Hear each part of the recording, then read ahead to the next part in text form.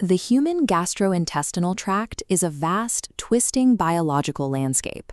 Like any complex system, it has dark corners where hidden medical mysteries emerge unnoticed. Often, these mysteries are discovered by accident during routine screenings. Doctors find what they call a subepithelial tumor, a lump that is hiding entirely beneath the surface lining of the stomach wall.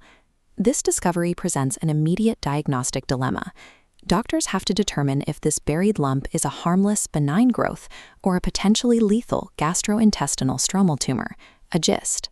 The problem is that the surface tissue reveals nothing about the tumor's nature, but performing major invasive surgery just to investigate the lump is dangerous for the patient.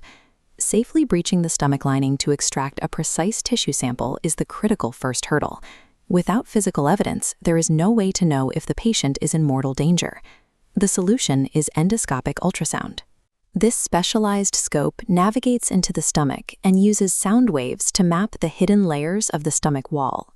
This clinical protocol establishes the modern standard, EUS-guided fine needle aspiration and biopsy.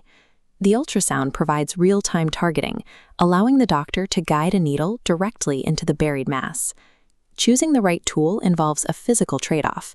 A thin 25-gauge needle is easier to maneuver in the stomach's tight curves, but a 22-gauge needle captures a larger, more comprehensive tissue sample. To maximize the sample, specialists use the fanning technique. The needle enters the tumor, takes a core, retracts, and plunges at a different angle. This fanning motion reveals the entire tumor's architecture, rather than a single unrepresentative core. Extracting the tissue solves the mechanical problem, but the sample itself must now be interrogated. We have to measure the tumor's absolute hostility. In the lab, the pathologist examines the cells to determine the mitotic rate.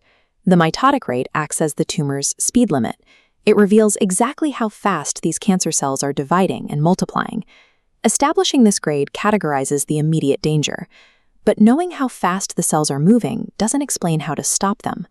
To actually halt a GIST, visual analysis of the cells is no longer sufficient. Science must zoom in one layer deeper, down to the molecular code itself. Clinical guidelines now demand a full mutational analysis. We have to look past the cells and examine the genetic blueprints inside the nucleus. Most GISTs are driven by microscopic genetic typos, specific mutations in the KIT or PDGFRA genes. These mutations leave the cell's growth signals permanently switched on. To counter this, we use tyrosine kinase inhibitors, or TKIs. A drug like imatinib is engineered to dock specifically into that mutated receptor, physically blocking the growth signal at the source. This was a landmark moment for oncology. By targeting only the diseased cells, we could shut down cancer with precision that was previously impossible. But the tumor eventually mounts an evolutionary counterattack. It develops secondary mutations that physically change the receptor's shape, causing the inhibitor to bounce off.